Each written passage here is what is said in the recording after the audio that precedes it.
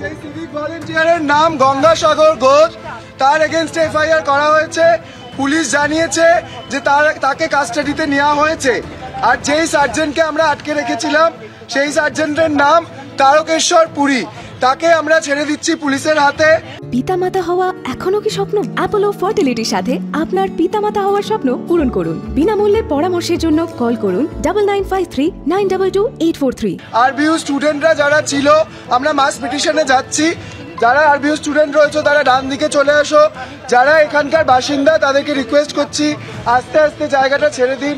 অনেক সাধারণ মানুষের অসুবিধা হচ্ছে, আমরা সেই অসুবিধা করতে চাইছি না। এবং তুমি দেখতেই পেলে যে ছাত্রদের তরফ থেকে বার্তা দেওয়া হলো যে এফআইআর তারা লঞ্চ করতে পেরেছে এবং অভিযুক্ত যিনি সিভিক ভলেন্টিয়ার তার এগেইনস্টে এফআইআর লঞ্চ হয়েছে। তোমরা কি এফআইআর লঞ্চ করতে পারলে? আমরা এফআইআর লঞ্চ করেছি। এই মোমেন্টে পুলিশ আমাদের এফআইআর এর কপি পাঠিয়েছে, আমাদের লয়ার সেটা অ্যাপ্রুভ করেছে। পুলিশ প্রথমে একটি এফআইআর নাম্বার দিয়েছিল, তারপরে আমরা সেটা এফআইআর কপির জন্য অপেক্ষা করছিলাম। পুলিশ এফআইআর কপি পাঠিয়েছে, লয়ার অ্যাপ্রুভ করেছে। যে সিভিক ভলেন্টিয়ার 4:50 সময় মদ্যপ অবস্থায় ঢুকেছিল এবং আমাদের ছেলেমেয়েদের রঙগুলো কাঁচা ছিল, তার উপর দিয়ে যাচ্ছিল, সেখানে আটকানো হয়েছে। যেই সার্জেন্ট তাকে এসকর্ট করেছেন তারকেশ্বর পুরী, তাকে আমরা আটকে রেখেছিলাম। সিভিক ভলেন্টিয়ারের নাম গঙ্গাসাগর ঘোষ, তাকে কাশীপুর থানাতে কাস্টাডিতে নেওয়া হয়েছে।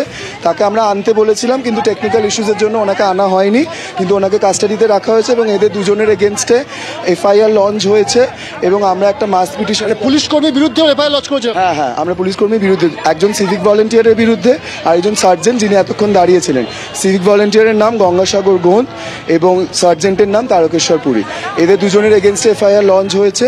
আমরা বাকি যারা ওই স্পটে ছিল সেই সময় তারা একটা মাস পিটিশনে যাচ্ছি, কারণ মদ্যপ অবস্থায় যে কোনো রাত্রিবেলা যদি একজন পুলিশ কর্মী আসে সেটা আমাদের সেফটি সিকিউরিটি থেকে হার্ম করে, তো সেটার এগেনস্টে পিটিশনটা করা হচ্ছে।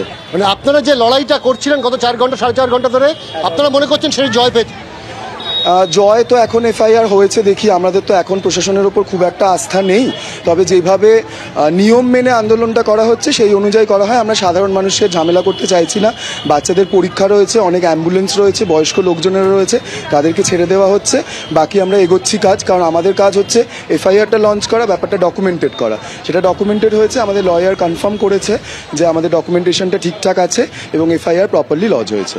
আমরা কথা বললাম আন্দোলনকারীদের সাথে এবং তার জন্য পরিষ্কার বক্তব্য, ইতিমধ্যে কিন্তু অভিযুক্ত পুলিশ কর্মী এবং অভিযুক্ত সিভিক ভলেন্টিয়ারের এগেনস্টে তারা এফআইআর লঞ্চ করেছে এবং সে কারণেই তারা তাদের যে অবরোধ কর্মসূচি সেটা থেকে সরে আসলে এই মুহূর্তে আমরা দেখতে পাচ্ছি যে গোটা বিটি রোড কিন্তু খালি করে দেওয়া হচ্ছে। পুলিশ কর্মীরাও এসে গেছে, কারণ তারাও চাইছিলেন যত দ্রুত সম্ভব এই পরিস্থিতি স্বাভাবিক হোক, কারণ দীর্ঘক্ষণ ধরে সাধারণ মানুষকে নাজেহাল হতে হচ্ছে।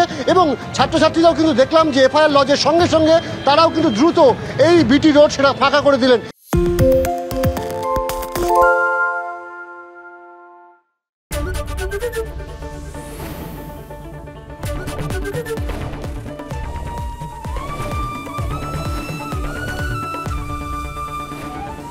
এবিপি আনন্দ এগিয়ে থাকে, এগিয়ে রাখে।